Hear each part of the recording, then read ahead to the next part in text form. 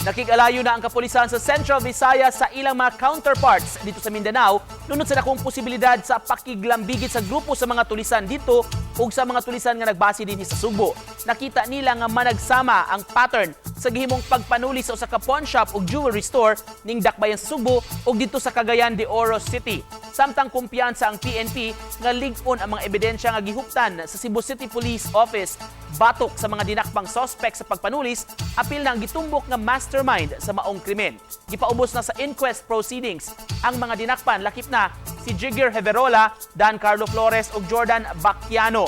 Silang Flores ug Bacchiano ang giyong miluwat og extrajudicial confession nga nagtumbok kang Heverola kayong nagmando kanila sa pagpakuha sa getaway vehicle sa mga nanulis sa maong pawn shop.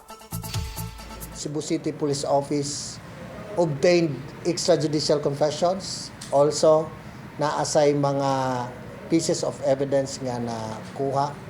And some of the suspects actually during the operations na ay nakuha nila nga firearms and explosives. So aside from the robbery, nasad sila atubangon nga kaso.